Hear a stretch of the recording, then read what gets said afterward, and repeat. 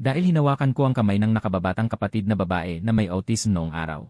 Sa gabi, pumasok siya ng palihim sa ilalim ng kumot ko. Kinaumagahan, nagkagulo ang buong mayamang pamilya. Ang binibining halos hindi man lang lumalabas ng silid ay biglang misteryosong nawala. Pero sino ang mag-aakalang nasa ilalim pala siya ng kumot ko? Bakit ka nandito? Hindi ba sinabi ng sistema na umiiwas siya at takot sa maraming tao? At hindi siya kailanman lumalabas ng bahay? Minsan ko ring niyakap ang lambing na yon.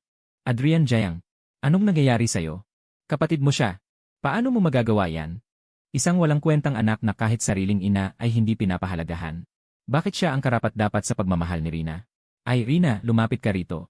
Tay, ang daming tao rito. Ang ingay. Nakakainis. Ayos lang, relax ka lang. Huwag matakot. Ang kahanga-hanga ay. Pagkatapos kong magsalita, agad na kumalma ang katawan ni Rina Tan. Napilitan si Tomas Tan na tumingin sa akin at humingi ng tulong. Tumango ako. Naunawaan ko. Rina, sumama ka muna sa tatay mo. Si Rina Tan ay medyo naguluhan. Hindi niya maintindihan kung bakit ko siya biglang itinulak. Nakita niya akong bumaba ng kama. Bigla siyang natakot. Adrian, ikaw at si Rina, pumunta kayo sa opisina ko. Baliwalain ang dalawang iyon. Ang mga matang namumula sa inggit. Pagkaangat ko pa lang ng paa. Si Rina ay parang maliit na buntot. Hinawakan ng mahigpit ang laylayan ng aking damit. Sa loob ng opisina. Sa wakas, nagpahayag si Tomas Tan. Nagpakasal ako sa iyong ina para mabigyan si Rina ng buo at kumpletong pamilya. Gaya ng iyong nakikita. Sa unang pagkakataon, naging malapit si Rina sa isang tao. Higit pa sa kanyang ina noong una. Kaya Adrian, pwede mo bang tulungan si Rina? Para mamuhay siya tulad ng isang normal na tao. Naalala ko ang kapalaran niya sa orihinal na kwento. Ang aking puso ay biglang lumubog. Automatikong hinawakan ko ng mahigpit ang kanyang kamay. Tila naramdaman ng maliit na bata ang aking emosyon. Nakatingin sa akin na walang muwang. Ibinigay pa niya sa harap ko ang magic cube na itinuturing niyang buhay niya. Ayaw ko niyan. Itago mo na lang sa sarili mo. Biglang nalungkot si Rina Tan. Ibinaling ang tingin sa magic cube sa kanyang kamay. Puno ng pagkalito ang mga mata. Ayaw ba niya nito? Pero ito na ang pinakamaganda kong bagay. Hindi ko na siya pinansin. Sa halip, lumingon ako kay Tomas Tan. Taimtim na nangako. Pumayag ako. Gagabayan ko ng maayos si Rina Tan. Agad na natuwa si Tomas Tan. Tila naintindihan ni Rina Tan. Mananatili ako. Sa sobrang saya, namula ang dulo ng kanyang tainga at pilit niyang isiniksik ang magic cube sa kamay ko. Dahil nakahanap siya ng mas nakakatuwa at mas mahalaga kaysa sa magic cube. Sa sumunod na sandali, sumugod ang maliit na bata sa akin yakap. Parang kuting siyang kumuskos ng todo sa akin. Hinimas ko ang kanyang ulo. Kaya't inilagay ko na lang ang magic cube sa aking bulsa. Simula noon, lubos na nagbago ang aking buhay. Pinapatulog ko siya at pinapakain. Laging may isang buntot sa likod ko na hindi maalis. Ngunit ilang araw lang ang tahimik na pamumuhay. Kumakain ako. Biglang nagmamadaling tumakbo ang yaya. Gino, binibini.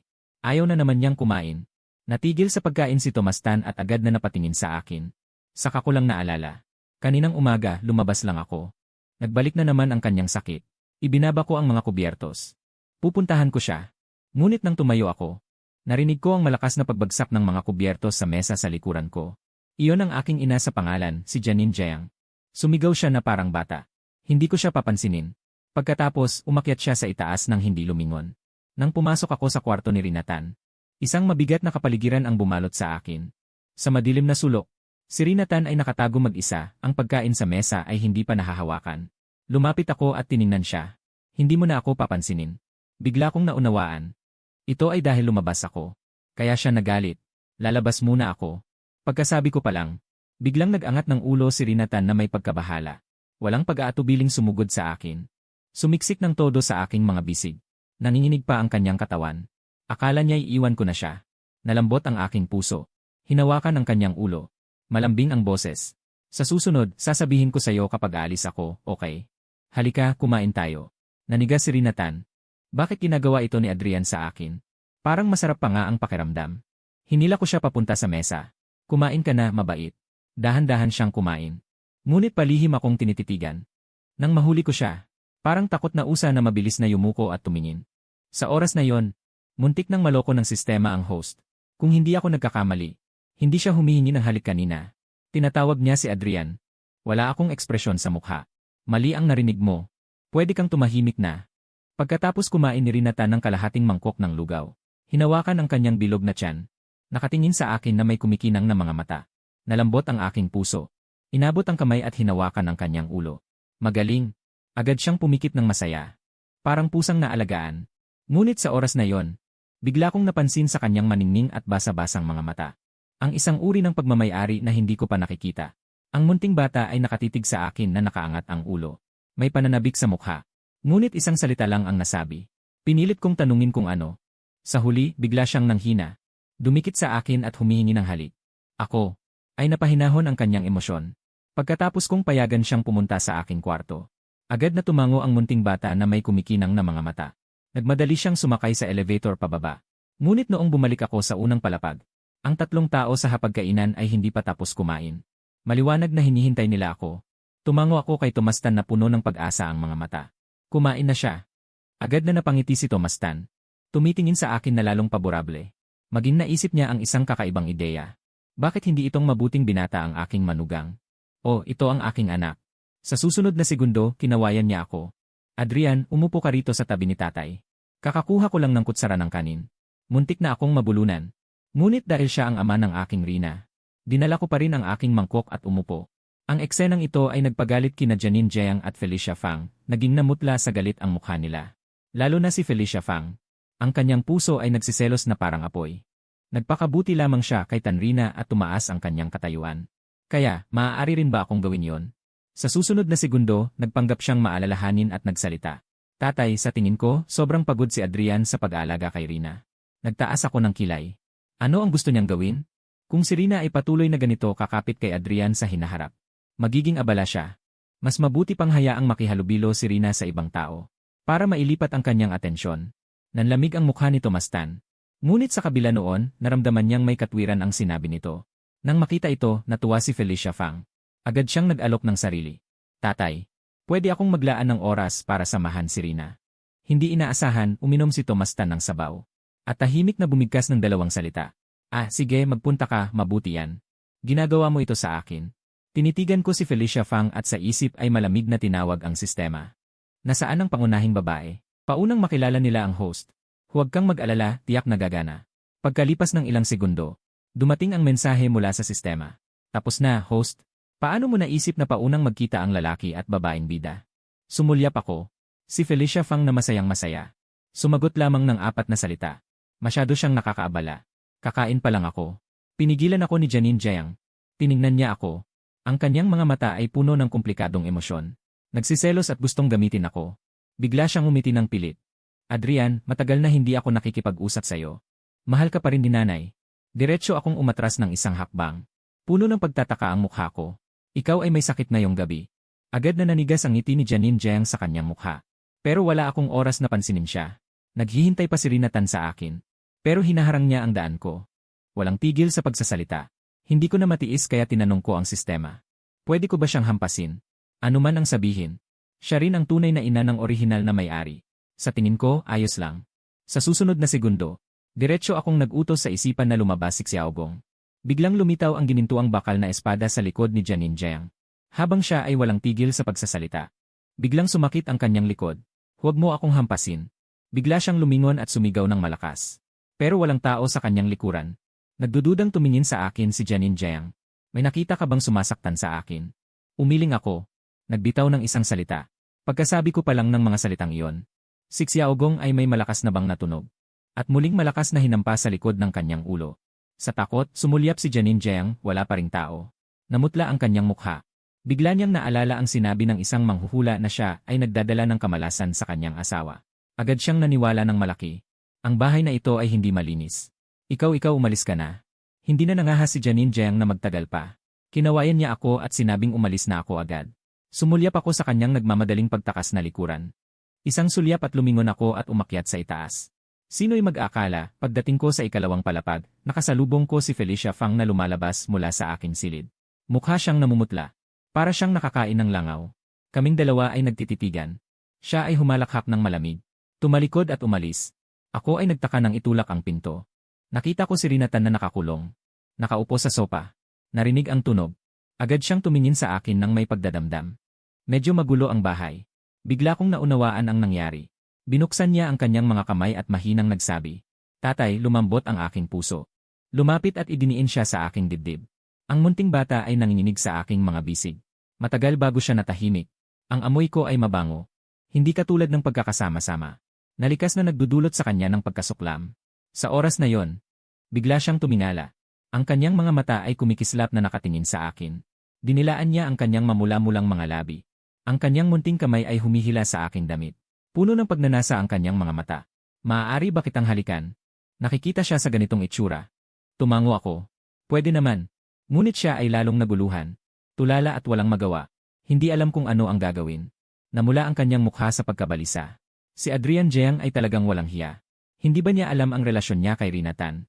Kaya pala handa siyang umikot araw-araw sa isang taong may sakit sa utak. Kung malaman ito ni tatay, makakapagpatuloy pa ba si Adrian Jeang na guluhin si Rina araw-araw? Ikaw at ako ay hindi na makapaghintay na makita kung paano si Adrian Jeang ay palayasin ni Tomas Tan mula sa bahay.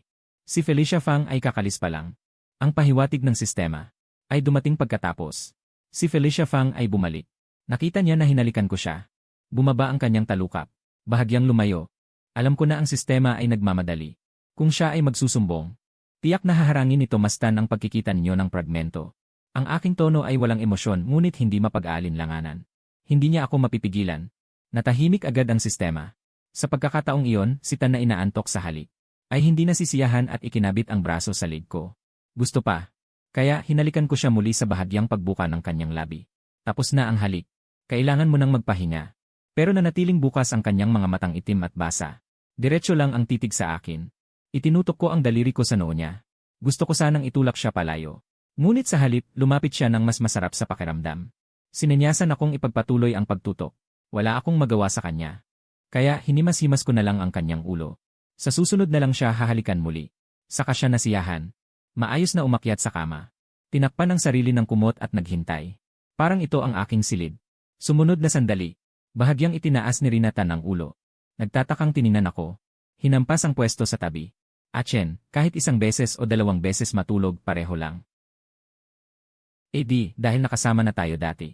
Mabilis na naglakad si Felicia Fang patungo sa pag-aaral ni Tomas Tan.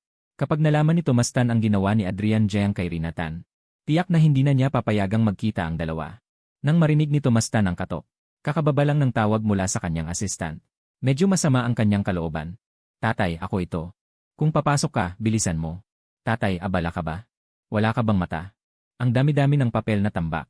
Ngayong si Rinatan ay nasa akin, medyo gumaan ang trabaho ni Tomas Tan. Ngunit kamakailan ay biglang nagkaroon ng problema sa kumpanya. Kaya talagang hindi maganda ang mood ni Tomas Tan. May kailangan ka ba? Tumango si Felicia Fang. Tatay, kanina ko lang binisita si Rinatan. May malasakit ka? Nang marinig na tungkol kay Rinatan, medyo lumambot ang mukha ni Tomas Tan. Hindi natuwa si Felicia Fang. Kung si Adrian Jeang ito, ngayon ay tiyak na ibang itsura na si Tomas Tan. Pero naalala niya ang susunod niyang sasabihin. Muli ay sumaya si Felicia Fang. Sabado niya ng may lungkot, tatay, hindi pa rin ako nilalapitan ni Ate Rina. Ang tono ni Tomas Tan ay medyo pabaya. Dapat lang. Kung tutuusin, ako ang tatay ni Rinatan. Hindi rin ako nilalapitan ni Rinatan. Medyo naging pangit ang mukha ni Felicia Fang. Tatay, ang sama ng mga sinasabi mo. Hay, nainggit talaga ako kay Adrian. Si Ate Rina ay napakadikit sa kanya. Totoo naman, si Adrian ay mabuting bata. Putya, hindi ko na kaya itong usapan. Huminga ng malalim nga. Kakita ko lang kay Adrian at Ate Rina na magkasakop. Hinalikan pa ni Adrian si Ate Rina. Pero tatay, sa tingin ko kahit magkapatid sina Adrian at Ate Rina. Pero hindi ba masyadong malapit ito? Ano ang sinabi mo? Naghalikan sina Adrian at Rina. Sa kwarto ni Adrian. Ang mga sulok ng bibig ni Felicia Fang ay halos kaantabay na ng araw. Medyo napipi ang mukha ni Tomas Tan. Tumingin kay Felicia Fang. Huwag mong ipagsabi ito. Nakita ni Felicia Fang ang mukha ni Tomas Tan. Tumango ng may kasiyahan. Na may itsura ng pagtataka. Susunod ako kay tatay. Pagkaalis ni Felicia Fang. Sa wakas ay sumabog siya. Nakakasabik, magiging manugang ko na si Adrian. Hindi ba dapat magbigay ng regalo ang magiging manugang ko, ha? Ano kaya ang dapat kong ibigay? Nag-isip sandali. Pagkatapos ay naisip ni Tomas Tan na hindi tama. Paano kung iniisip lang ni Adrian na kapatid siya? At nagkataon na hindi malinaw ang isip niya. Medyo nakakaawa. Isang halik lang na pampalakas loob. Kumalma si Tomas Tan. Umupo muli sa kanyang upuan. Pusong sabik. Nanginginig na kamay, hindi na kaya panoorin, hindi pwede. Kailangang magtanong. Mukhang kailangan lang magtanong ng magalang. Adrian, sumama ka sa akin saglit. CJ. Si Felicia Fang ay may itsura ng inaasahan na. Nakatingin sa akin ng may pagdiriwang sa kasawian. Huwag kang magalit kung may masasabing masama si tatay kanina. Tiyak na huwag kang magalit. CJ, lumang tanda na ang sansinukob. Sa mundo, may tumitingin sa aking kalmadong likuran. Naramdaman ni Felicia Fang na parang sinuntok niya ang bulak. Sira, anong nangyari kay Yuki? Wala, mama. Baka may maling ginawa si Adrian. Hindi na nagtanong pa si Janine Jiang. Una, ito ay aking bagay. Sanay na siyang huwag pansinin. Pangalawa, kung ako'y pagagalitan. Masaya siya roon. Pagpasok ko sa pag-aaral ni Tomas Tan, nag-iisip si Tomas Tan kung paano ako tatanungin ng paligoy-ligoy tungkol sa pananaw ko kay Rina Tan. Adrian, kumain ka na ba? Kumain na. Ang tanong na ito ay medyo tanga. Pero dahil kayang sagutin ito ni Adrian ng seryoso, mas gusto kita. Huwag kang kabahan. Tiningnan ko si Tomas Tan na puro kamay ang pinapakabahan. Hindi ako kabado. Tatawa na ang sistema. Sa totoo lang, medyo cute si tatay ni Rina. Adrian, ano ang tingin mo sa aking Rina? Nag-isip ako ng seryoso. Napakalambot, napakasunurin, napaka-cute. Nasisiyahan ako. Mabuti pa rin siya. Nang handa na si Tomas Tan na pakinggan ang aking pananaw. Narinig ito, nanigas ang kanyang mukha. Tiningnan niya ako, ang walang kaibhang ekspresyon. Magulo ang emosyon. Sabi nila, kapag binabanggit ng mga kabataan ang kanilang gusto, hindi nila maiwasang umiti. Kaya ba hindi gusto ni Adrian si Rina Tan? Sapagkat sa sarili niyang anak, talagang naiba ito sa karaniwang tao. Malamang na ganito na lang si Rina habang buhay. Hindi ko rin kayang lokohin ang binatang iyon. Kahit ano paman. Si Adrian na lalaking ito, nakikita kong bagay sa aking paningin. Kaya kailangan pa ring magbigay ng regalo. Ituring na itong unang regalo ng tatay sa anak. Adrian, may gusto ka bang bagay? Akala ko, nang tawagin ako ni Tomas Tan ngayon, dapat ay bibigyan niya ako ng tseke na 1,000,000. At sasabihing, lalaki, iwan mo ang aking anak na babae. Ngunit ilang kakaibang tanong ang tinanong ni Tomas Tan. At sinabi pa na bibigyan ako ng regalo. Anong klaseng sistema ito? Nag-isip parang hindi tama. Kahit na gusto niyang itapon. Itatapon din niya ang 1,000,000. Medyo lumiwanag ang mga mata ko. Ang yaman niya. Nag-check ng impormasyon ng sistema. Baka mas mayaman pa sa iniisip ng host. Para sa akin, parang si Tomas Tan. Paano ka kumikita? Ang batang ito ay medyo matapang. Maaari ko bang sabihin ang sikreto ng sarili kong kumpanya? Tiningnan ko siya na seryoso ang ekspresyon. Parang nagtatanong ng may pagpapakumbaba. Nalambing ang puso ni Tomas Tan. Kahit na hindi masabi ang tungkol sa kumpanya. Pero si Adrian ay kapos sa pera. Kapos pero hindi naman ganun. Gustong kumita. At maabot ang tugatog ng buhay. Nag-isip sandali si Tomas Tan. Pwedeng mag-stock trading. Mataas ang panganib sa stock trading. Sabay ding makakakuha ng mabilis at malaking pera. Ipinakita sa akin ni Tomas Tan ang ilang share stocks na patuloy na tumataas sa stock market. Tignan mo, ang takbo ng mga stock na ito ay napakahusay. Tumango ako. Ang aking tingin ay napunta sa ilalim. Isang luntyan. Tiningnan ito ni Tomas Tan. Ang stock na ito ay napaka-unstable. Pataas pababa. Mataas ang panganib. Nag-isip muli si Tomas Tan. Sa pagbili ng stock, kailangan ng kapital. Adrian, may pera ka ba? Kung wala, ibibigay ni tatay sa'yo. Meron. Nakita ni Tomas Tan na seryoso akong tumitingin. Naging sobrang lambot ng kanyang puso, magkano ang pera ni Adrian? Ang aking nakaraang buhay. May alam siya tungkol dito. Akala niya ang sinabi kong may pera ay mga ilang libo hanggang 10,000. Binuksan ko ang aking telepono at ipinakita sa kanya. Ang balanse ay napakaraming zero, hindi mabilang. Tinitigan ni Tomas Tan ang 8 digit na deposito. Saan galing yan? Binalik ko sa aking kamay. Inoperahan ang kanyang computer. Nang matauhan si Tomas Tan ay huli na ang lahat. Ama, iyong berdeng nabanggit mo kanina. Okay lang. Hindi naman marami ang binili ni Adrian. Binili niya lahat, irresponsableng anak, bahala na. Hindi masyadong marunong ang binata. Ilang 10,000,000 lang naman. Kung pera niya yon, wala nang problema. Kung kinulang si Adrian sa pera, lumapit ka lang kay Itay. Sa tingin ko, mabuti siyang tao. Kaya bago umalis, nag-isip ako. Nagpa siya akong payuhan siya. Humanap ka ng oras at hiwalayan na si Janine Jiang. Malas siya. Ngunit ako, noong unang makita ko si Janine Jiang, nakita ko na agad kung paano nawala ang dalawang nauna. Siya ang sumumpa kay Tomas Tan, tahimik na pinagmasdan ang aking likuran. Sila ay mag-ina sa dugo. Tiyak na hindi magkaaway. Nag-isip siya sandali. Naalala niya ang mga pangyayari sa kumpanya kamakailan. Baka totoo nga na sumpa si Janine Jiang sa asawa. Umiling si Tomas Tan. Nakaramdam siya ng kaunting nakakatawa. Kailan ba ako naniwala sa mga ganyan? At saka, dahil pinakasalan ko si Janine Jiang, wala naman siyang malaking pagkakamali. Hindi ko rin naman siya basta-basta itatapon. Umalis ako sa silid-aralan ni Tomas Tan. Bumalik sa sarili kong kwarto. Pagkapasok ko pa lang, isang katawang malambot at mainit na parang kuwala ang dumikit sa akin. Dulig na humikab si Rina Tan. Sumunod sa aking amoy at dumikit. Saan pumunta si Adrian? Ayaw ko iwan ni Adrian ang sarili ko. Kahit isang minuto ayoko. Nag-isip ako. Sa tingin ko, gumaling na siya ng bahagya. Pwede nang subukan makipag-ugnayan sa ibang tao maliban sa akin. Matapos maghilamos at magbihis ni Rinatan, dinala ko siya pababa. Noong una, sunod-sunod pa siya. Hanggang sa patuloy na bumaba ang elevator. At nakatayo lang ako sa tabi ng elevator. Nagpanik si Rinatan. Adrian, bakit mo ako pinababayaang bumaba mag-isa? Iiwan ba ako ni Adrian? Hinampas ni Rina ang pinto ng elevator na may transparent na cellophane. Adrian, huwag mo akong iwan mag-isa. Huwag mo akong iwan. Host, hindi ba masyadong sapilitan ito? Naku, talagang nakakaawa si Rina. Naku, paano, titingin ako sa kanya sa may hagdanan. Sa pag-isip na yon, naglakad ako patungo sa hagdanan. Pinanood ni Rinatan ang paglaho ng aking mukha sa kanyang paningin. Walang magawang hinawakan ang kanyang laylayan ng damit. Dumating ang elevator sa unang palapag. Bumukas ang pinto ng elevator. Marahan na narinig ang mga tinig ng mga alalay sa loob ng villa. Natakot siya at yumakap sa sulok. Adrian, bakit mo ako iniwan mag-isa? Sa kusina ay abala sa pagtatrabaho. Bahagyang narinig ang ingay ng elevator. Ngunit walang narinig na yapak. Lumabas siya ng may pag-aalinlangan. Nakita ang figura ng dalagang payat at mahina na nakayakap sa sulok. Nagulat si Juan Yin sa kanyang puso. Gusto niyang hilahin siya paakyat. Ngunit naalala niya ang kanyang ugali. Binibini, bakit ka nag-isa rito? Nasaan si Ginoong Adrian? Talagang ayaw na niya sa akin. Wala talaga siya. Pagkasabi niya, narinig ang hinagpis na iyak ng dalaga. Nasaktan ang puso ni Juan Yin. Paano iniwan ni Ginoong Adrian ang binibini mag-isa rito? Ngunit hindi naman si Ginoong Adrian ganun kaingat.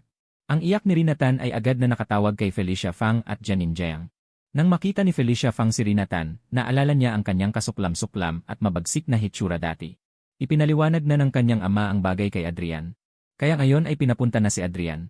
Kaya naman si Rina ay labis na nalulungkot. Lumiwanag ang kanyang mga mata. Lumapit siya ng 2 hakbang. Malumanay na sinabi, Rina, kahit aalis na si Adrian, mayroon ka pa rin sa akin. At mayroon ka pa rin kay Itay, Nanay at Juan Yin. Pababayaan ka naming lahat. Nalito si Janine Jiang. Aalis na si Adrian?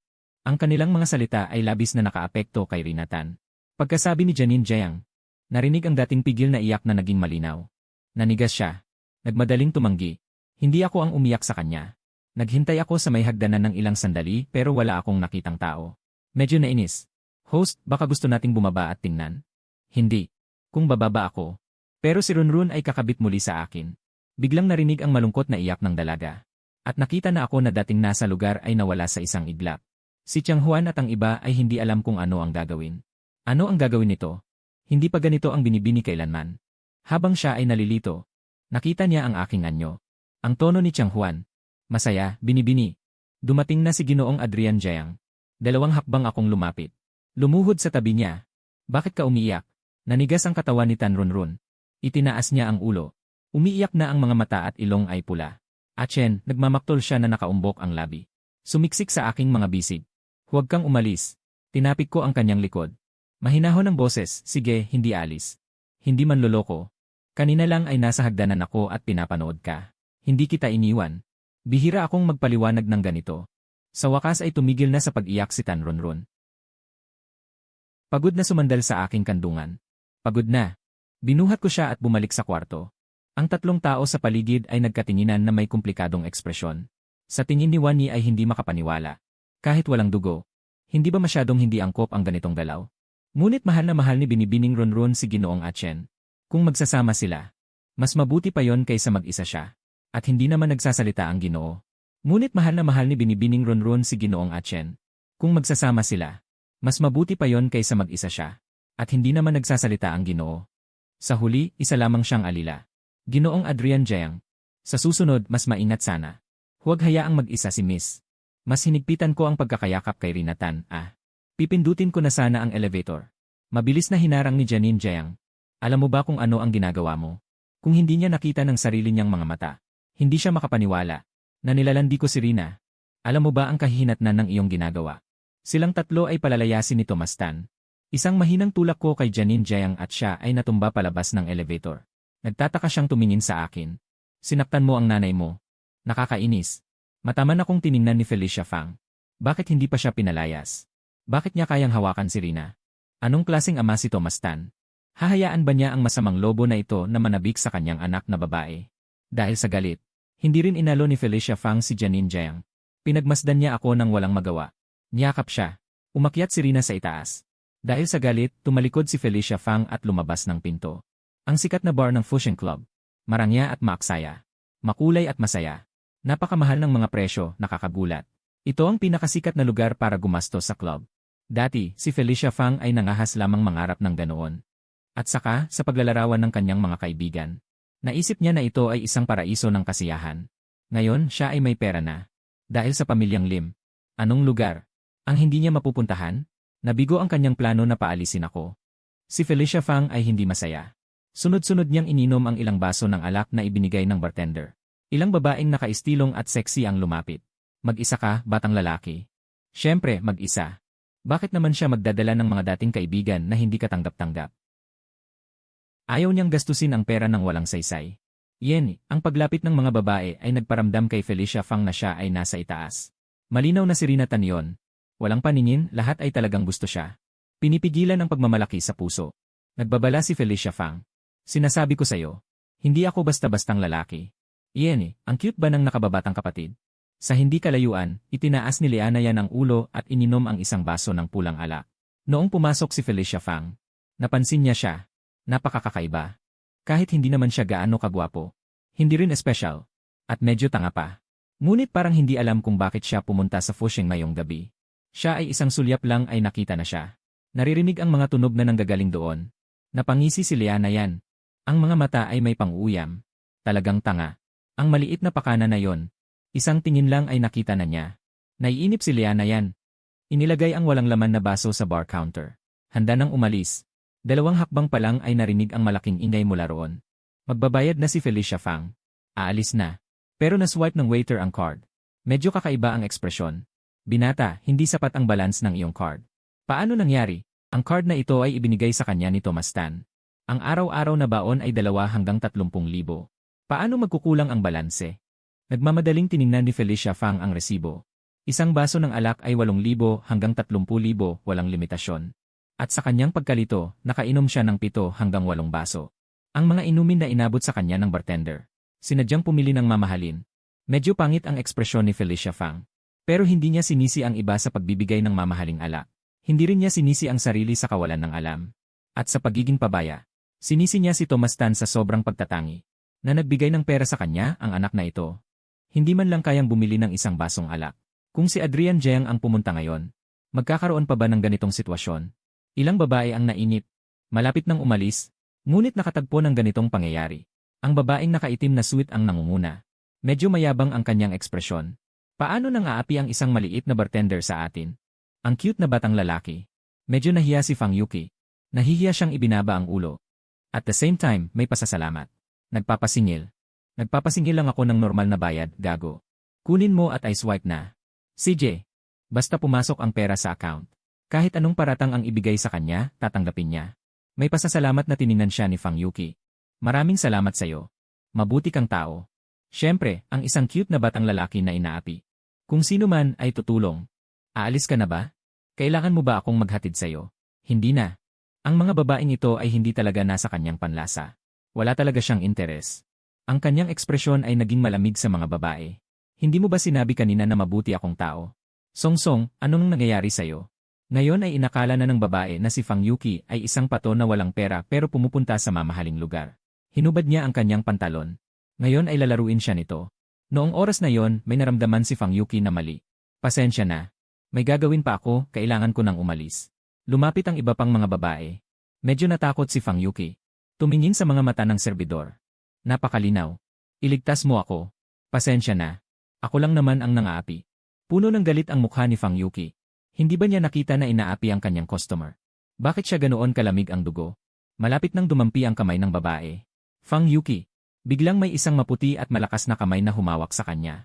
Tama na. Malamig ang boses ng babae. Pakinggan pa lang parang nahulog sa nagyelong yungib. Medyo nagalit ang babae.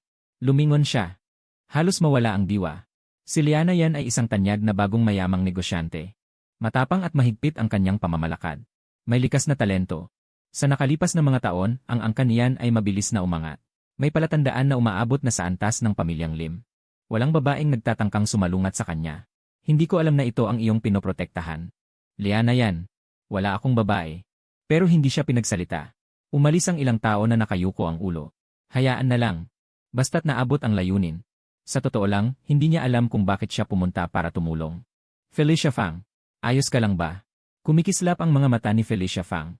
Napakaganda. Ibang uri ng kagandahan kumpara kay Rina Tan. Pero parehong nakakabighani. At takot sa kanya ang mga taong kanina. Tiyak na napakataas ng kanyang posisyon. Naramdaman ni Felicia Fang na nahulog siya sa pag-ibig. Si Rina Tan ay napagod kakaiyak. Nakasandal sa akin at mahimbing na nakatulog. Inilapag ko siya sa kama at tinakpan ng kumot. Pero hindi nagtagal. Hindi mapalagay ang munting bata at kumunot ang noo. Umiiyak sa mahinang boses, nakakaawa. Kumunot ang noo ko. Inabot ko ang aking kamay at hinawakan ang kanyang noo. May lagnat siya. Nag-aalala si Tomas Tan. Agad na ipinatawag ang doktor ng pamilya. Pagkatapos ng gulo, si Rina Tan ay nasa swero. Gustong magtanong ni Tomas Tan. Ako, ano ang nangyari sa araw na ito? Pero ipinagkatiwala na niya si Rina Tan sa akin. Kaya dapat magtiwala siya sa akin. Kaya nagdesisyon si Tomas Tan na hindi na magtanong. Nakaupo ako sa tabi ng kama at nagbabasa. Dumating ang paalala mula sa sistema. Ang host at ang mga bida ay nagkita na. Pero hindi maganda ang naging paraan. Tumango ako. Bahagyang kumalas ang kunot ng aking noo. Buti na lang at nagkita sila. Para hindi ko na kailangang makita si Felicia Fang na nakakainis. Araw-araw siyang nagpapakita sa harap ng mga mata ko. Si Rina Tan ay nakakabit sa swero.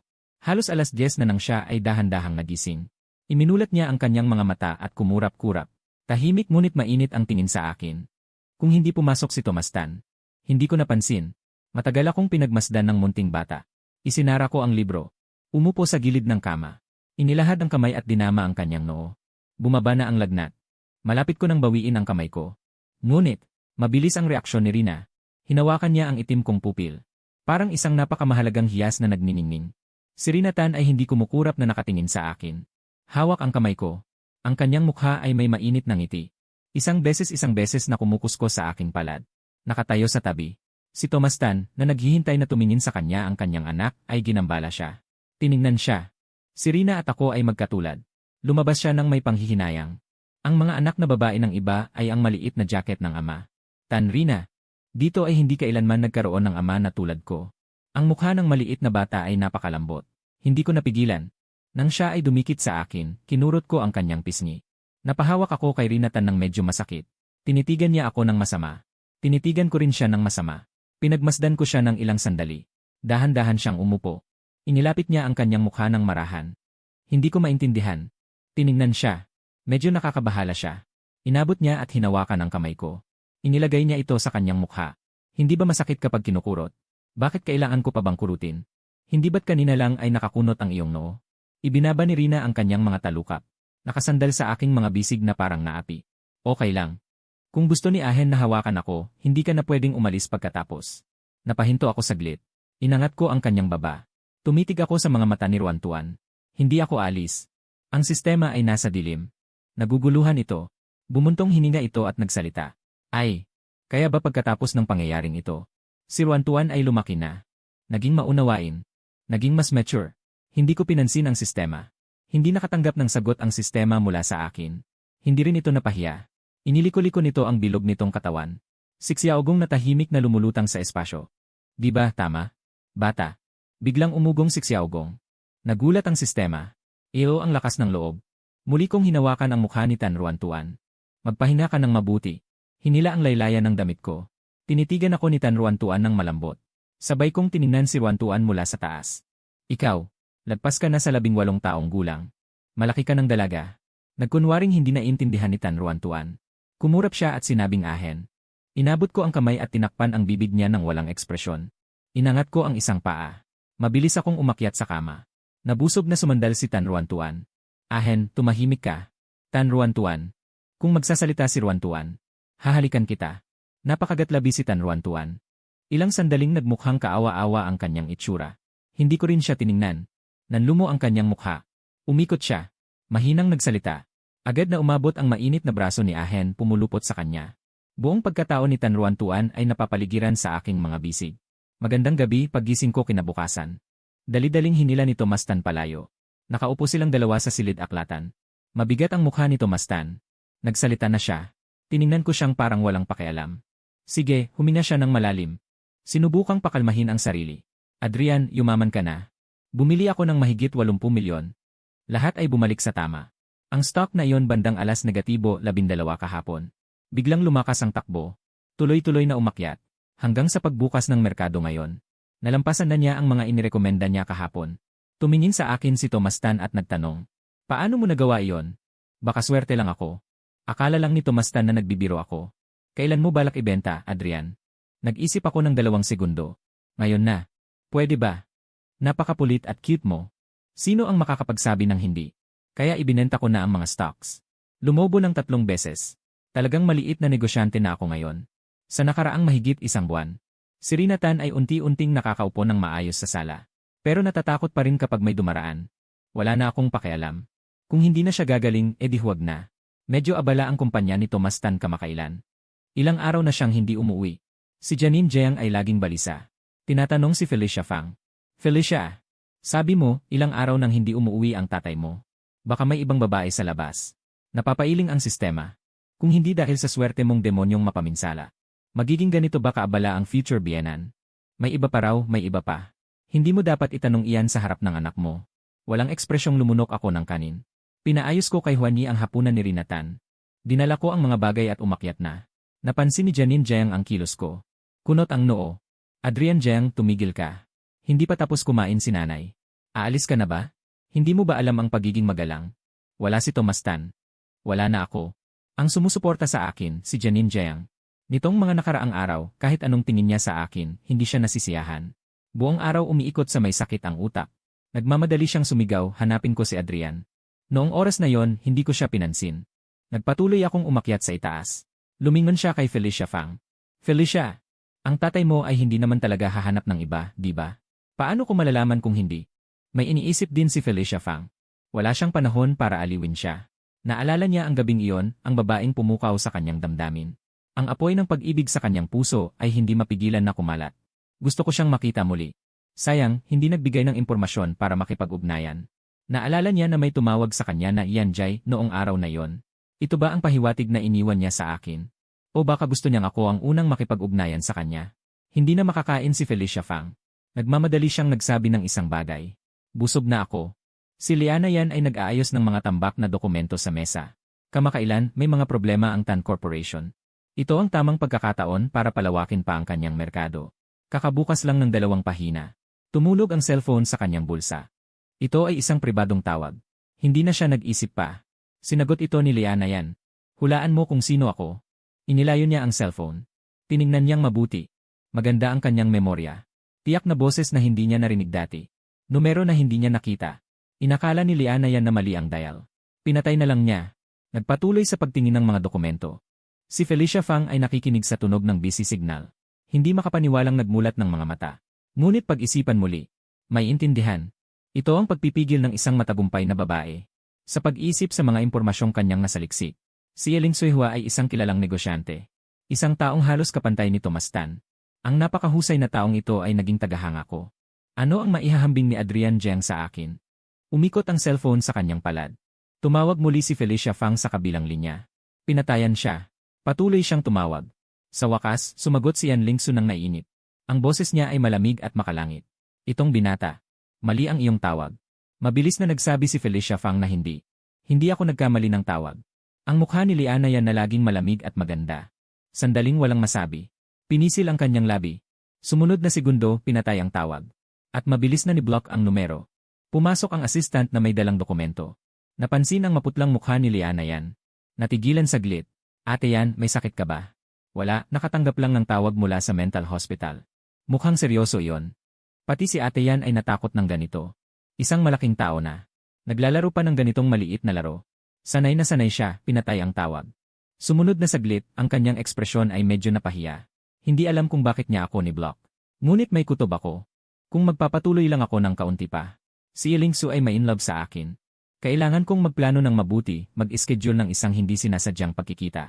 Tumalikod si Felicia Fang at lumabas ng pinto ng kwarto. Paglabas niya, nakasalubong niya ako kasama si Rina Tan na bumababa ng hagdan. Para sa panunaw pagkatapos kumain. Palagi kong dinadala si Rina Tan sa hardin para maglakad. Nang makita ni Felicia Fang si Rina Tan na maayos na nakadikit sa akin. Nagalit siya. Nakita ko rin ang mukha ni Felicia Fang na puno ng inggit. Wala akong pakialam. Patuloy kong hinawakan ang maliit na kamay ni Rinatan na nakakulong sa aking tabi. Sumunod si Felicia Fang sa likod naming dalawa. Adrian, may babaeng may talino at kagandahan na nanliligaw sa akin kamakailan. Sa tingin mo, dapat ko bang tanggapin? Si Felicia Fang ay ayaw lang aminin na mas mababa siya sa akin. Hindi ako lumingon. Anong kinalaman ko doon? Hindi naman ganoon ang sasabihin mo. Ikaw ang kapatid ko. Siyempre dapat mong ibahagi ang magagandang bagay. Hindi mo alam kung gaano siya kaganda. At napakayaman pa. Daw ay isa sa mga taong may kakayahang makipagpaligsahan sa pamilyang Lim. Wala siyang magulang. Buong kumpanya ay sa kanya. Sa babaeng hinahanap mo, mayroon pang nakatataas. Samantalang ang hinahanap ko ay ang may-ari ng buong kumpanya. Nakunot ang noo ko dahil sa init. Nakakainis ang kanyang walang tigil na pagsasalita. Kung ganon, sa tingin ko ay huwag mo na siyang makasama. Natigilan si Felicia Fang. Bigla siyang nagtanong. Bakit? Kakumpetensya? Sino ang tutulungan mo sa huli? Doon niya lang naisip yon. Mabilis siyang natahimik. Naniniwala akong pagkatapos niyang makasama ako. Tiyak na hindi na siya makikipagkumpetensya sa pamilyang Lim. Kaya huwag mong subukang sirain ang relasyon ko at ni tatay. Sinabi ko na basta masaya ka, okay na. Sa tingin ko, naiinggit si Adrian. Dahil ang mahahanap mo lang ay isang mahina ang utak. Mas lalong hinawakan ng aking palad, naiintindihan niya. Lumabas ka, Xiao Gong. Malakas na hinampas ni Adrian Jiang ang likod ni Felicia Fang. Sumigaw siya ng malakas. Natisod. Dumiretso ang pagbagsak mula sa hagdan. Patuloy ko siyang hinawakan. Si Rina ay mahinahon ngunit tumpak na umiwas sa kanya. Narinig ni Janine Jiang ang ingay. Sumilip siya mula sa itaas. Nakita niya akong nakatayo sa hagdan. Malamig ang tingin ko kay Felicia Fang na nasa sahig. Sumigaw siya. Sumigaw si Janine Jiang habang pasuray-suray na bumababa. Pinunasan ni Janine Jiang ang kanyang kamay. Medyo naiinip. Ano ang nangyari? Lumingon siya at nakita ang sahig. Nagulat din siya sa baluktot na posisyon ni Felicia Fang. Tinulungan nila siyang makatayo kasama si Janine Jiang. Tinawagan ni Janine Jiang ang doktor ng pamilya. Tumigil ka. Mas malamig ang kanyang boses kaysa dati. Matindi. Hinimas ang likod ng kamay ni Rinatan na natakot. Lumingon ako at ibinaba ang boses. Tumingin si Janine Jiang kay Rinatan na nasa tabi ko. Pinigilan ang galit sa kanyang puso. Malamig na tanong. Ikaw ba ang nagtulak sa kapatid mo pababa? Wala akong masabi. Kanina, nasa harap ako niya. Nagsisinungaling ka pa. Medyo nasasaktan ako. Hindi ito ang aking emosyon. Ang puso ko ang medyo nasasaktan. Tinitigan ni Rinatan ang gilid ng mukha ko ng walang emosyon. Adrian, huwag kang malungkot. Sistema, huhuhu. Kinakagat ang panyo. Host, huwag kang malungkot. Isang tao at isang sistema ang nakatitig sa akin na may mga matang puno ng luha. Hindi ako malungkot. Talaga, ito ang unang pagkakataon. Lumabas ang emosyon ng orihinal na may-ari. Medyo kakaiba ang pakiramdam. Kung patuloy mo akong naimpluwensyahan, dudurugin kita. Katatapos ko lang bumulong sa puso ko. Nawala ang sakit sa puso. Sabi ng sistema, host ay host pa rin, walang emosyong skumbag. Lalo ka nang hindi natututo ng mabuti. Dati akong nag-iisip na sinira ka ng mga tao sa slum. At may kaunting pagkakasala pa ako sa'yo. Ngayon natuto ka na ring pumatay, di ba? Pinagalitan ni Felicia Fang ang host. Paano magagalit ang host? Siya mismo ay hindi makatayo ng matatag. At gusto pang hilahin ang host para maging sakripisyo. Ilang hakbang lang mula sa lupa dito. Nagpapanggap.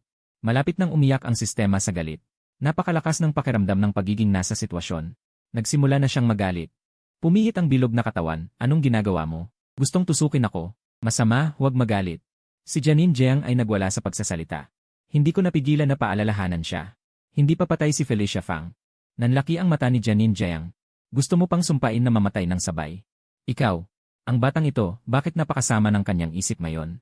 Kamukha niya ang dating asawa ko, nakakainis tingnan. Ang bagay na lumabas mula sa aking tiyan ay hindi ako kamukha. Ang matatalim na pulang daliri ay tumusok patungo sa akin. Naging seryoso ang tingin ko. Kakapaghanda palang umiwas. Rinatan. Namumula ang kanyang mga mata sa sobrang pag-aalala.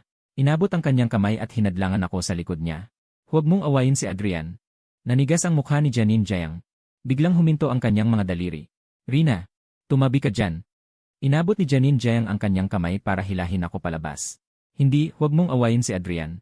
Automatikong binawi ni Janine Jiang ang kanyang kamay. Pumasok sa bahay si Thomas Tan na nag-overtime hanggang hating gabi. Pagod na pagod si Thomas Tan. Ngunit pagpasok pa lang niya, sinalubong siya ng iyak at sigaw ng kanyang asawa. Kinuskus niya ang kanyang noo. Medyo naiinip ang kanyang ekspresyon. Umiyak si Janine Jiang ng malakas at makalat. Gusto niyang sumandal sa kanyang asawa para makakuha ng init. Umurong ng isang hakbang si Thomas Tan na walang ekspresyon. Pinunasan ni Janine Jiang ang kanyang mga luha. Sinabing itinulak kami ni Adrian Jiang pababa ng hagdan. Ito ay pagpatay ng tao. Sabihin mo sa akin, paano ako nagkaroon ng ganitong masamang binhi? Kahit ang pagpatay ay nagagawa niya. Anyway, magsasama-sama tayong mamamatay. Paano naman na hindi namatay? Sunod-sunod ang sinasabi mo. Ano bang ginagawa ng isang mamamatay tao? Ngayon, lalo ka nang naiinip sa akin. At lagi ka nang nauwi ng mas huli pa. Hindi naman talaga may iba ka sa labas. Asawa, bakit ilang araw ka nang hindi umuwi? Hindi alam ni Tomas Tan kung ano ang nasa isipan niya. Ang kumpanya ay nagkaroon ng problema kamakailan. Wala naman sigurong malaking problema, di ba? Ayaw na makipag-usap ni Tomas Tan sa kanya. Tumingin sa dalawang tao na nakatayo pa sa hagdan. Noong inabot at sinundot ako ni Janin Jiang, gusto kong hilahin si Rina Tan palayo. Matigas siyang hindi gumagalaw. Pagkaalis ni Janin Jiang para dumikit kay Tomas Tan, napaikot siya ng may pag-aatubili. Adrian, bakit mo ako hinila? Sinundot ko ang noo niya. Medyo malamig ang ekspresyon. Hindi ba ayaw mong humawak sa iba? Nagkunot ang noo ko. Ang haba ng kuko ni Janin Jiang. Natamaan. Iiyak na naman siya. Nakayuko si Rina Tan.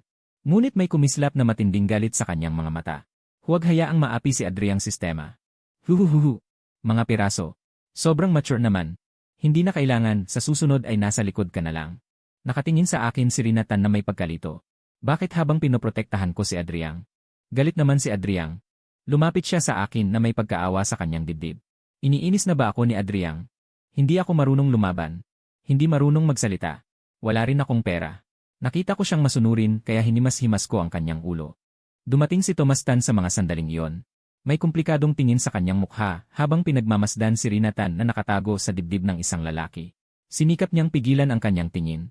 Mahinahon ang boses ni Tomas Tan. Adrian, sabi ng nanay mo na itinulak mo raw si Felicia Fang pababa ng hagdan. Maaari ba naming tingnan ang sisi? Paliwanag niya pa. Siyempre naniniwala ang tatay mo sa'yo. Binuksan ko ang aking bibig. Kaya isinara ko na lang, sige. Tingnan mo. Hindi makatao si Janin Jiang. Inakusahan pa ang host na pumatay. Anyway, kanina sa totoong buhay ay nakatago si Xiao Gong. Sinong nakakita na host ang nagtulak? Tingnan natin kung hindi ko durugin ang kanyang mukha. Puno ng pagmamalaki si Janin Jiang. Sigurado siya, bakit patitingin ng sihe? Napakasama na ng mukha ni Tomas Tan. Nagmamaktol si Janin Jiang at sumunod sa kanya. Sa sisiye, malinaw at mariing narinig ang sinabi ni Felicia Fang na maghanap na lang ng may sakit sa utak. At bigla siyang sumigaw ng sakit. At nahulog mula sa hagdan. Hindi makapaniwala si Janin Jiang. Paano nangyari yon? Nangingitim na ang mukha ni Tomas Tan. Ano ang ibig sabihin ng sinabi ni Felicia Fang? Alam niya ito higit kanino man.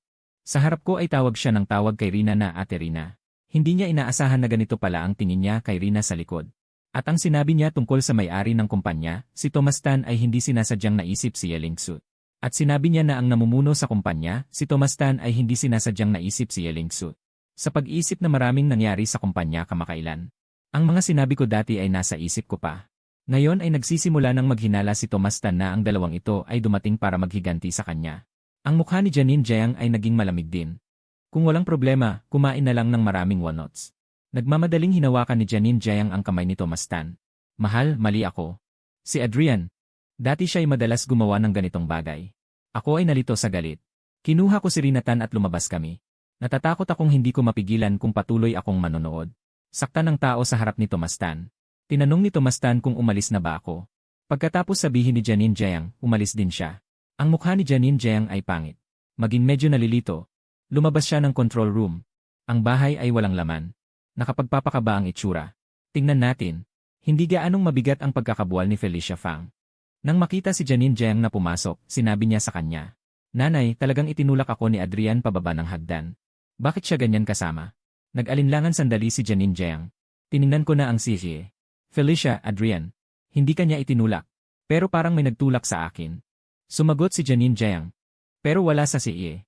Mabilis kang pumunta kay tatay at sabihin. Napakasama ni Adrian Jiang. Hindi siya dapat manatili sa bahay. Kapag nabanggit si Tomas Tan, masama na ang emosyon ni Janin Jiang. Ang kanyang mga mata ay medyo malamig. Pero Felicia, bakit mo nasabi yan? At si Rina, sa pag-isip ng ugali ni Tomas Tan sa kanya, ang tingin ni Janin Jiang kay Felicia Fang ay may sama ng loob na rin. Nakaramdam ng kaba si Felicia Fang. Hinawakan ni Felicia Fang ang kamay ni Janin Jiang. Nanay, sinisisi mo ba ako? Pero hindi si Rina ang tinutukoy ko. Dagdag pa ni Felicia Fang. May sinabi ba sa'yo si Adrian? Dahan-dahan niyang binitawan ang kamay. Medyo nalulumo ang anyo. Si Adrian ay laging ganito. Dati narinig ko siyang nagsasalita ng masama tungkol kay mama kay papa. Ngayon, sasabihin na naman ba niya ang tungkol sa akin? Nagulat si Janine Jiang sa kanyang isip. Ano ang sinabi mo? Tinakpan ni Felicia Fang ang kanyang bibig nagkamali ba ako ng sinabi? Naging masama ang itsura ni Janine Jiang. Hindi ka nagkamali. Sinasabi ko na talagang inalagaan ko si Thomas Tan. Pero bakit siya laging malamig sa akin? Lumalabas na si Adrian Jiang ang may kagagawan nito. Huminga ng maluwag si Felicia Fang nang makita ang masamang itsura ni Janine Jiang. Hindi sinasadyang nagsalita siya ng isa pang pangungusap. Sinabi pa niya na si Mama ay isang malas. Ngunit dahil kay Adrian kaya nagkaroon ng gulo ang lahat. Mama, hindi naman talaga nagkaroon ng maruming bagay si Adrian, di ba? Mabuting kapatid. Siguradong hindi mo sisisihin ang kuya, tama ba? Nang marinig ni Janine Jiang ang imalas, nanigas ang kanyang mukha. At narinig ang ikalawang bahagi ni Felicia Fang. Biglang naliwanagan. Nga. Noong nagpapahula ng kapalaran. Naroon din si Adrian Jiang. Baka ang sinasabi ng manghuhula ay si Adrian Jiang. Pagkatapos ng lahat, noong nagka-aksidente ang tatay ni Adrian Jiang. At pagkatapos, dinala si Adrian Jiang sa pamilya Fang. Saka nagkaroon ng gulo ang pamilya Fang. Bakit ako ang sinasabing nagdudulot ng malas sa asawa? Sa halip na si Adrian Jiang ang malasama. Tumingin siya kay Felicia Fang at sinabi, si Mama ang nagkamali sa'yo. Felicia, ikaw talaga ang munting alaga ni Mama. Normal ang itsura ni Felicia Fang. Mama, ano ang nangyari? Umiling si Janine Jiang. May mga bagay na hindi mo kailangang pakialaman. Sumandal ako sa pinto. Nakikinig sa mga tunog sa loob, umalis na. Noong inakay ko si Rina Tan sa kamay habang umaalis. Tumingin siya sa loob ng isang saglit. Kanina, ilang beses tumingin si Adrian kay Felicia Fang. Hindi masaya. Nasugatan ang binti ni Felicia Fang dahil sa pagkakabuwal. Nahihirapang gumalaw. Naipostpone ang plano na puntahan si Yan Lingsu. Ang paghihintay na ito ay umabot hanggang sa araw ng pasukan. Ngayon, nakasuot ako ng puting shirt. Maong na diretsyo. Nakita ni Rina Tan. Mabilis na tibok ng puso. Hindi niya napigilang lumapit. Ang pogi ni Adrian. Tiningnan ko ang ulo niya. Napapikit si Rina Tan. Hayaan mo akong tumingin. Bigla niyang tinanong si Adrian. Saan ka pupunta? Tumigil ang kilos ko, naku. Nakalimutan kong sabihin sa kanya. Maaari pa bang sabihin ngayon? Maliwanag ang mukha ni Rina Tan. Hinaplos ko ang ulo niya, papasok na ako sa eskwela. Gaya ng inaasahan. Ang malambot at maliwanag na mga mata ng babae ay naging puno ng hinanakit. At nangalumbaba ang kanyang bibig. Adrian, pwede bang hindi ka pumunta? Umiling ako.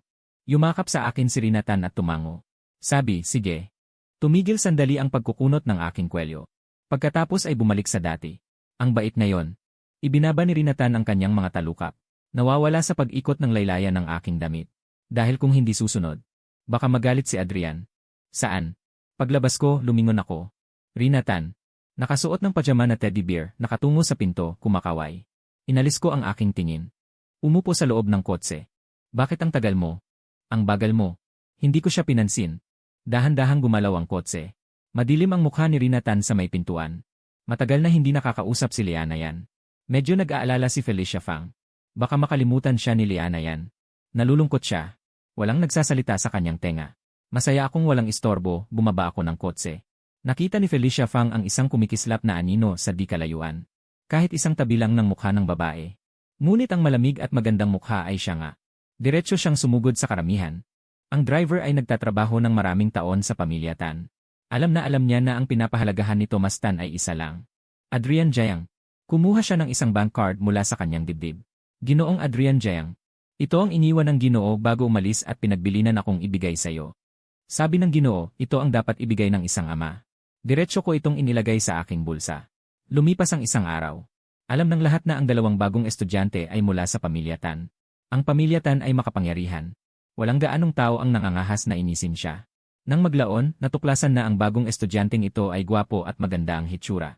Ang kanyang ugali ay malamig at walang pakialam. Pero hindi naman siya masama o mabangis. Nang dumating ang driver para sunduin ako, nakita niya akong mukhang walang magawa. Nakatayo ako sa harap ng paaralan. At ang aking dibdib ay puno ng magagandang maliliit na kahon. Nang bumaba siya ng kotse, ilang mahiyaing babae ang biglang naglagay ng mga bagay sa aking kamay. Namula ang kanilang mga mukha at tumakbo palayo. Ang driver ay may ngiti na parang mapagmahal na tiyahin. Talagang sikat si Ginoong Adrian Jiang sa mga babae. Gusto kong ibalik. Ngunit masyadong mabilis silang tumakbo. Nang lumabas si Fang Yi, ito ang nakita niya. Medyo masama ang kanyang ekspresyon. Napaka-iritable ng kanyang kalooban. Gusto niyang tanggalin lahat ng bagay sa aking kamay. Si Felicia Fang ay excited na naghanap ng tao. Walang natagpuan. Medyo nadismaya siya. Seremonya ng pagbubukas ng paaralan. Nagulat siya nang matuklasan. Na si Liana yan pala ang investor. Ngayon, siya ang nagsasalita bilang tagapagtatag ng paaralan. Sabay-sabay. Hintayin matapos ang seremonya. Hindi na napigilan at hinabol siya. Si Liana Yan ay abala sa pagbabalik upang asikasuhin ang mga bagay-bagay. Nagmamadali siyang umalis. Ngunit naramdaman niyang may humawak sa kanyang manggas. Nagtataka siyang lumingon at nakita ang isang batang lalaki na may kulot na buhok. Sino ka? May kailangan ka? Natigilan ang ekspresyon ni Felicia Fang. Nakalimutan niya nga. Nakalimutan na sa loob lang ng kalahating buwan.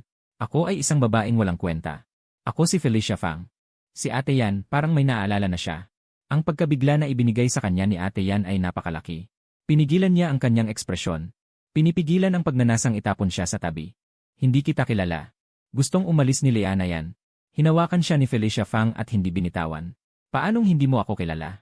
Nakalimutan mo na 2 linggo ang nakalipas tinulungan mo ako. Hindi na hinintay na magsalita si Liana Yan. Binitawan na ni Felicia Fang. Wala yan. Ngayon hindi mo pa ako kilala. Pero simula ngayon liligawan kita.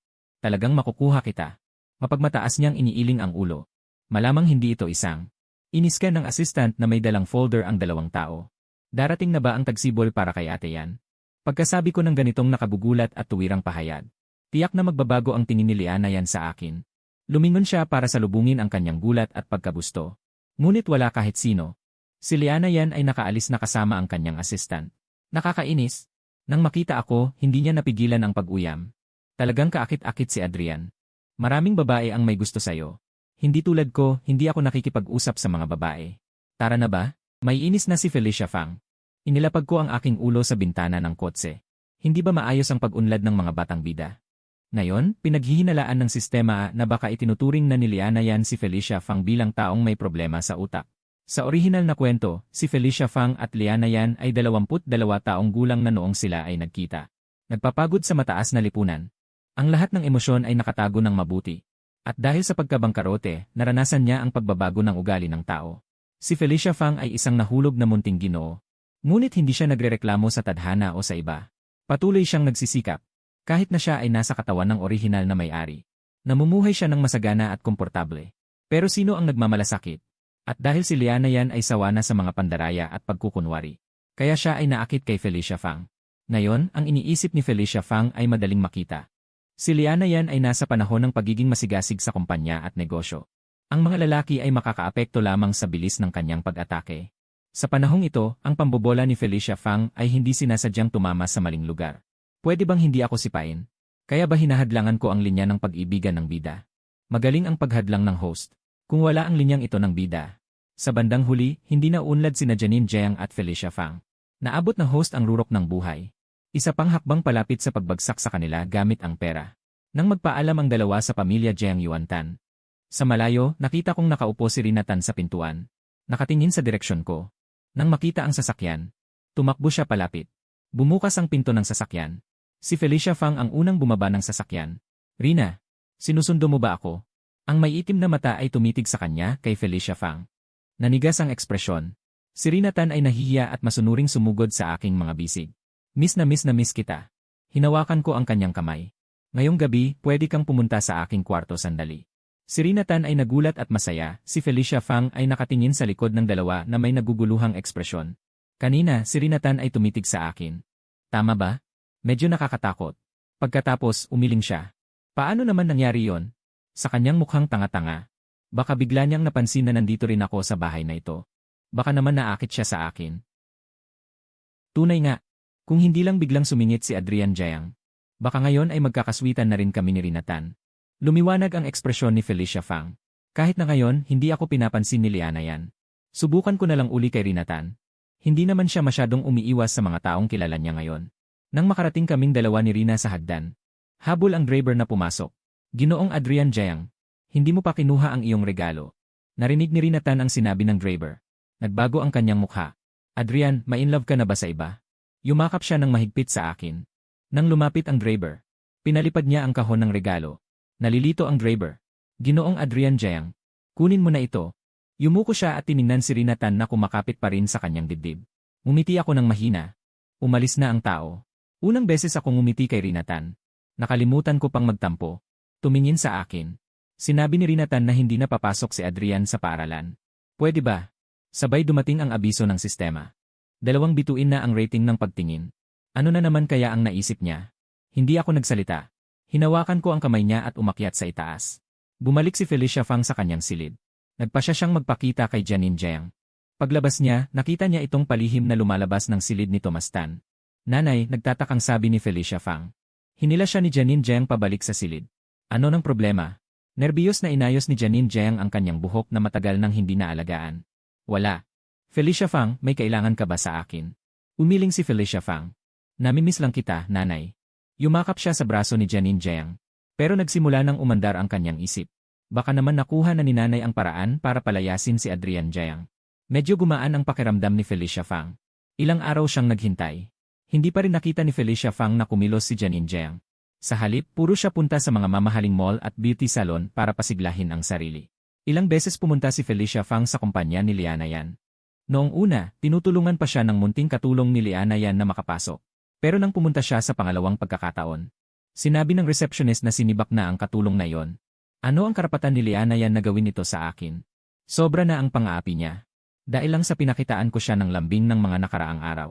Hindi ako naniniwala na si Liana Yan sa harap ng isang binata na bata pa at guwapo, at napakatindi manligaw, ay walang kahit anong nararamdaman, ha? Kaya nagpa siya si Felicia Fang na hayaan muna ito sandali. Ilang araw siyang hindi na-disturb.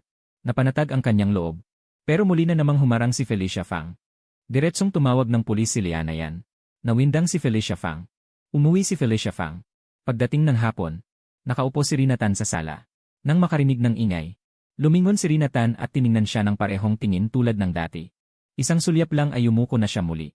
Maamong hinawakan ng baso at inilagay sa tabi ng tubig. Dahil sa tingin na yon, hindi siya mapakali. Gusto na kaya ako nito? Lumapit si Felicia Fang kay Rina Tan. Ate Rina, nasasaktan ako. Hindi siya sumagot. Yumuko at uminom muli ng tubig. Labis na naakit si Felicia Fang sa kanyang itsura. Sumiksik siya papalapit kay Rina Tan. Ate Rina, tingnan mo ako. Malapit na akong bumaba ng hagdan. Biglang nag-alarma ang sistema. May nangyari sa fragmento ng host. Pagkarinig ng babala, narinig ko ang sigawan mula sa baba. Naninikip ang dibdib ko. Mabilis akong bumaba ng hagdan. Sa liwanag ng paglubog ng araw, kumikinang ang mga bubog sa sahig. Takot na napaupo si Felicia Fang sa tabi. Puno ng dugo ang mga kamay at paa ng dalaga. Nakatapak siya sa mga bubog na walang sapin. Nakayuko at nanginginig.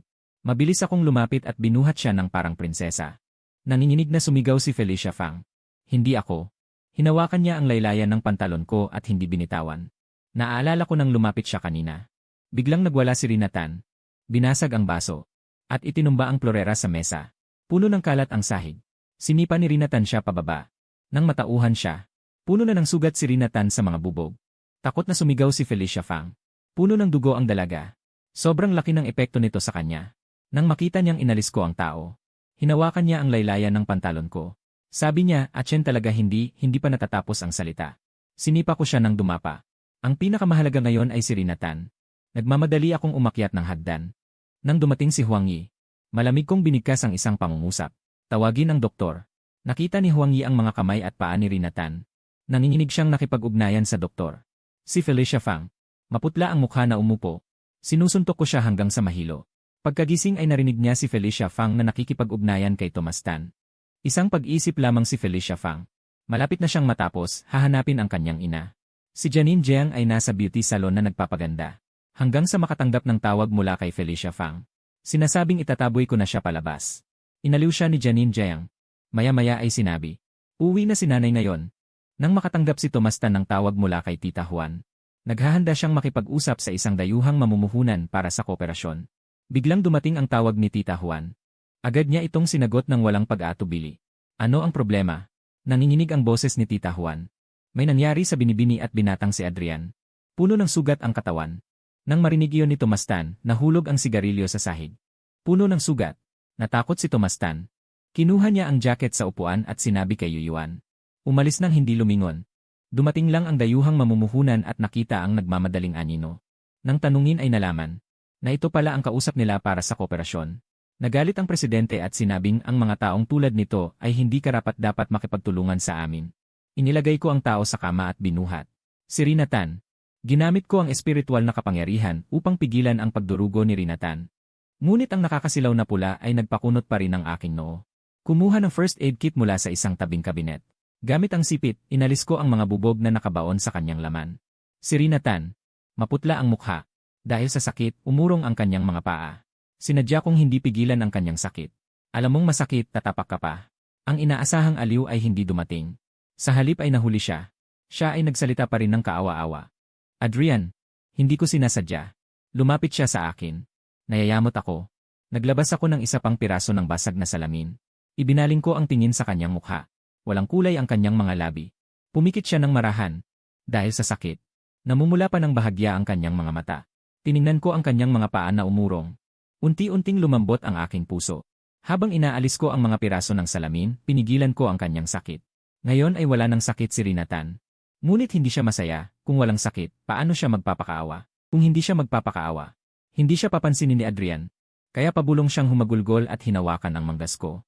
Adrian, sobrang sakit talaga. Sa wakas ay natawa ang sistema.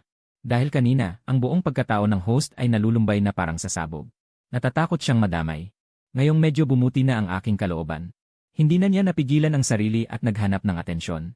Tiyak na hindi niya inakala na ang sakit niya ay pinigilan mo, host. Nakahiga si Rinatan sa kama. At naglambing sa akin na nasa tabi niya. Adrian, ang sakit-sakit. Bago pa ako makapagsalita. Ang sistema sa aking isipan ay naakit na sa kanyang lambing. Kuya, puntahan mo siya at aliwin. Kasi naman ang cute niya. Sa huli, wala akong nasabi. Dumating ang doktor. Tumayo ako at tahimik na lumabas.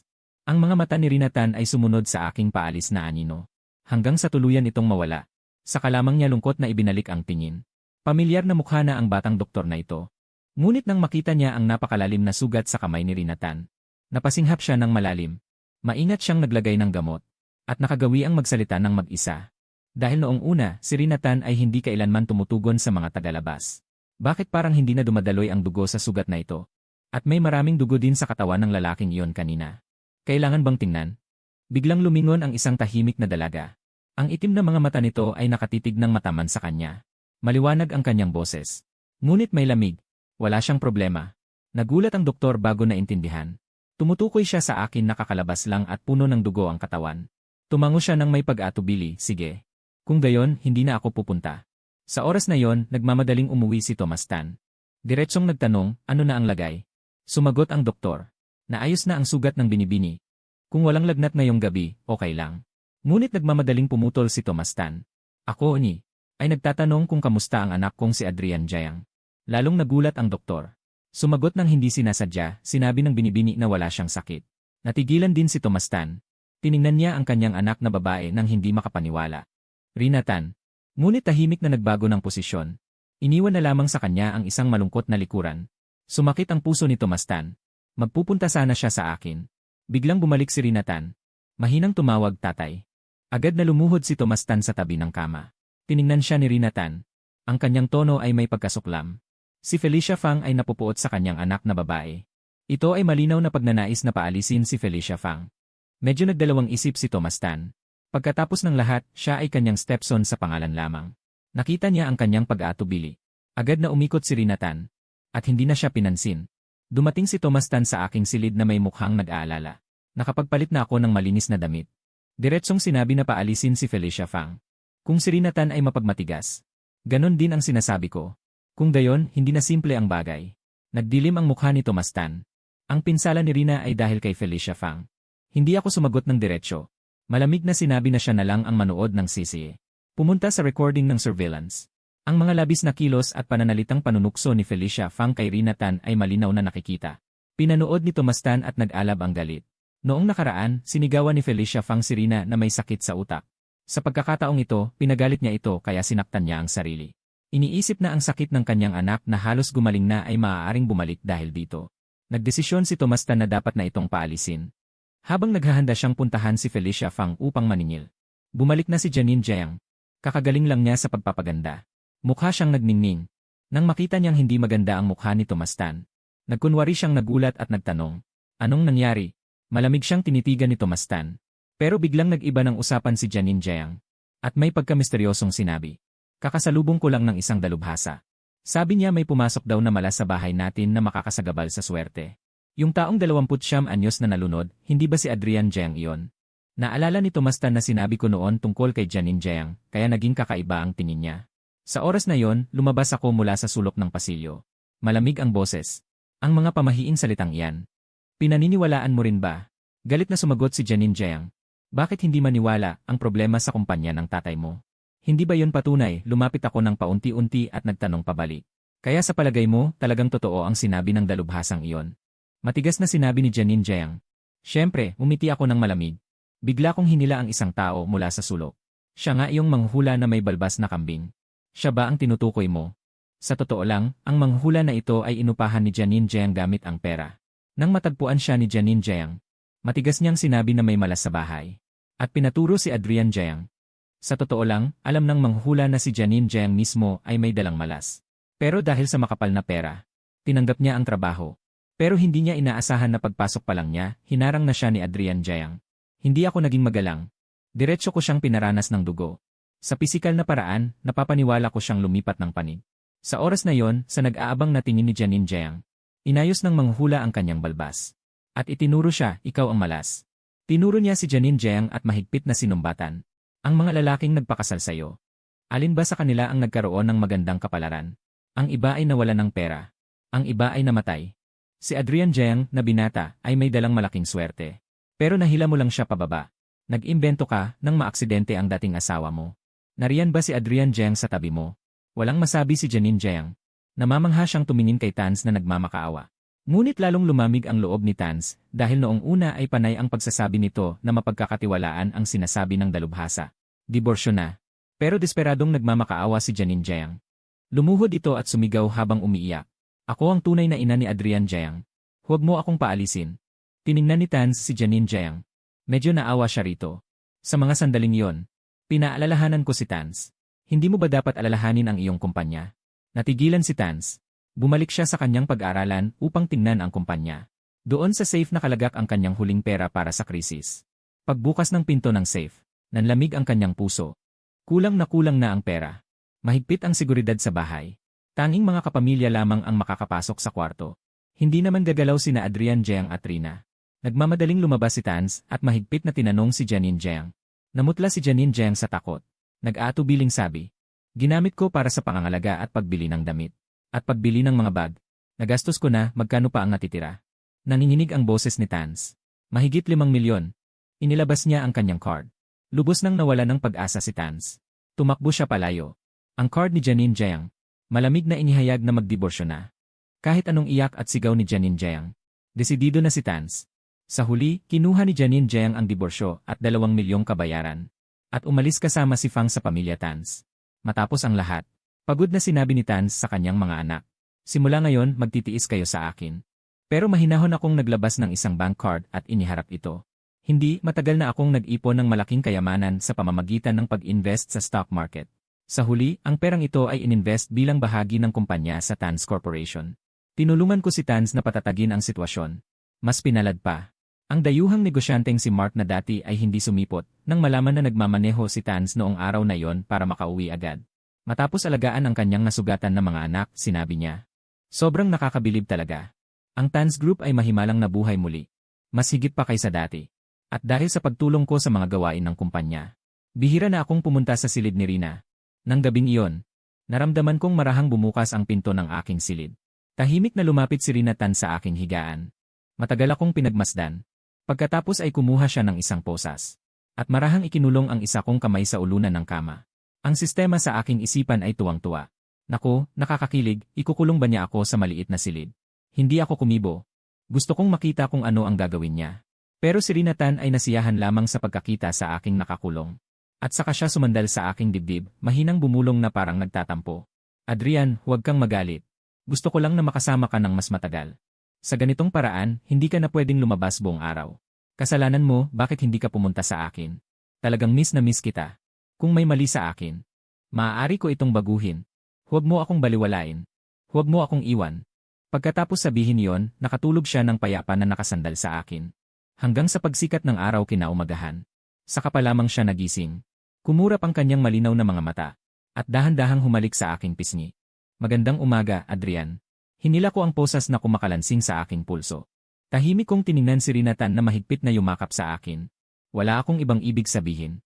Adrian, pwede ba tayong manatiling magkasama ng ganito? Hindi ako sakim. Isang araw lang, sapat na. Napabuntong hininga ako. Dahan-dahang hinawakan ng aking daliri ang kanyang ulo. Hindi ko sinabing hindi. Pero ang pagsandal ay hindi naman komportable. Kahit ganoon ang sinabi ko. Wala akong balak na kumawala.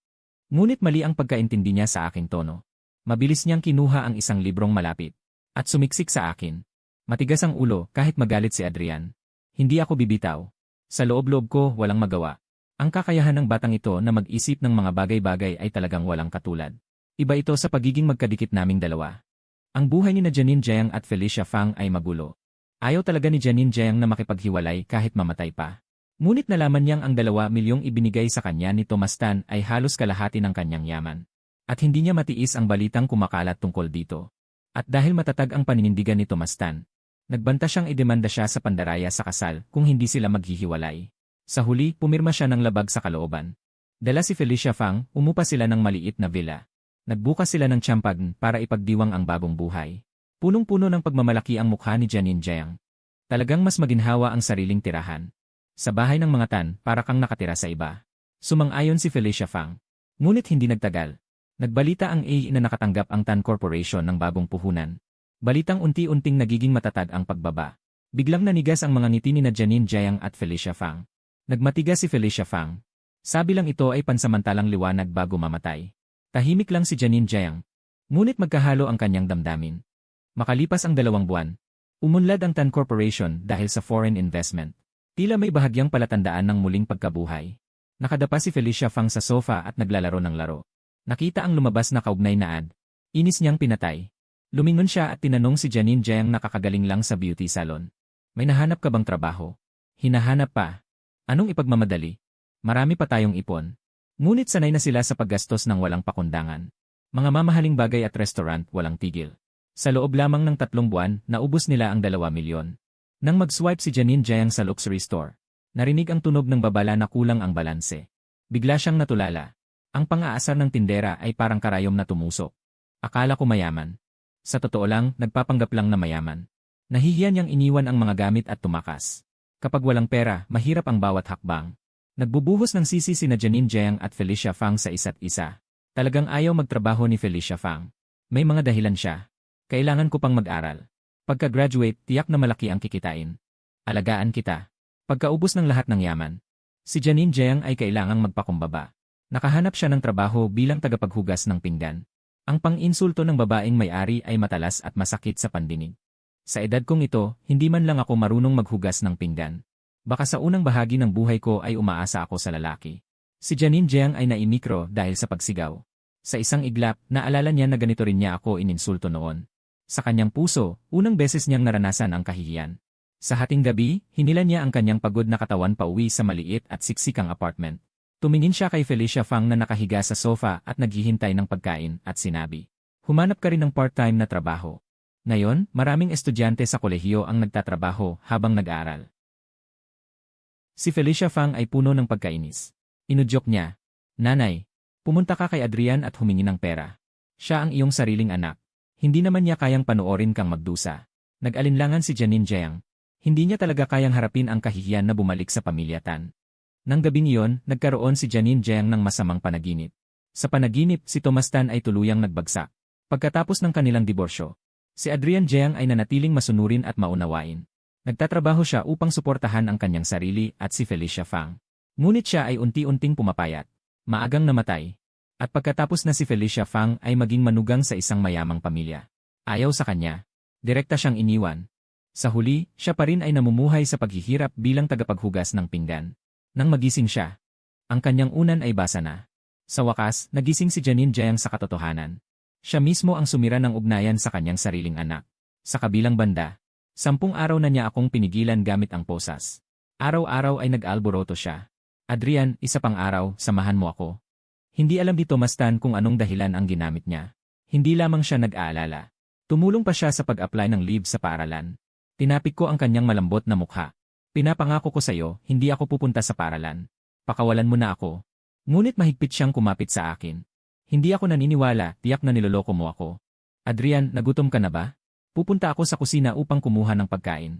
Para mapigilan akong umalis." Ang kanyang autism ay kahima-panahong gumaling. Hindi na natatakot makakita ng tao. Si Rinatan ay kalalabas pa lang sa sistema. At mabilis na nagsabi, Dumating na ang host na si Janine Jiang. Gumagawa pa ng gulo sa pintuan. Inabot ko ang kadena at dahan-dahang hinila. Bigla itong naputol ng pira-piraso. Sa harap ng pintuan, si Juan Yi ay humaharang kay Janine Jiang. Nagmamadali niya akong tinawag para hanapin si Adrian. Siya ang anak ko. Wala kayong karapatang harangin ako. Nang makita ako na nakatayo sa likuran, lumiwanag ang mga mata ni Janine Jiang. Inayos ang kanyang gusot na damit. At may pagmamakaawang tinig. Adrian, alam na ni nanay ang pagkakamali niya. Mula ngayon, mabuti na ang pakikitungo ko sa'yo. Sumama ka na sa akin pauwi. Walang emosyon ang aking mukha. Umurong ako ng isang hakbang upang lumayo. Ano namang kinalaman ko riyan? Namutla ang mukha ni Tita Janine Jiang. Hindi mo ba ako gusto bilang nanay? Sigurado ka bang alam mo na ang iyong pagkakamali? O gusto mo lang muling yumaman? Kumuha ako ng bank card mula sa aking bulsa. At inihagis sa harapan niya. 2 milyon, huwag ka nang magpakita muli. Ang relasyong ito na halos hindi matatawag na pamilya. Ay hanggang dito na lamang. Nakatitig lamang si Janine Jiang sa bank card. At tumingin sa akin na nakatayo ng mataas. Na may malamig na mga mata. Sa wakas ay naunawaan niya. Na hindi na kami maaaring bumalik sa dati. Parang wala siyang buhay na pinulot ang bank card. At tumalikod upang umalis. Tumulog ang senyas ng sistema. Binabati ang host sa pagtupad ng hiling ng orihinal na may-ari. Natapos ang misyon. Lumingon ako at eksaktong nakaharap siya. Si Rina na may madilim na mukha. Tumakbo siya at dumapa sa akin yakap. Ang boses niya ay galit na parang bata, masamang tao. Akala ko na wala ka na. Mag-isa na naman ako. Hinampas ko ang kanyang likod. Lumambot ang aking boses. Gumaling na. Hindi na pwedeng magpasaway. Mahigpit niyang niyakap ang aking baywang. May himig ng iyak ang kanyang boses. Huwag kang umalis. Hinalikan ko ang kanyang tainga. Mahina kong tugon na hindi aalis. Matapos ang misyon ng sistema. Hindi ako agad umalis.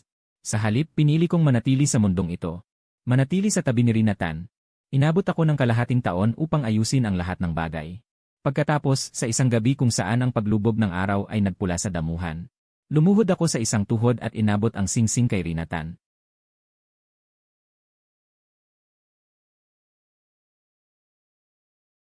Dadadaladadadahuhu.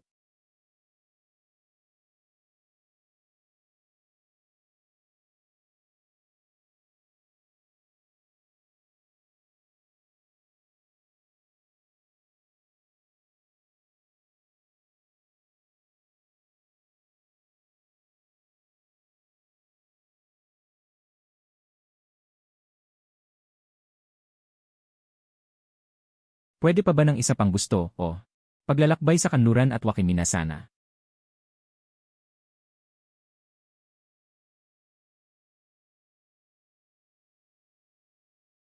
Nanay at iba pang mga bagay.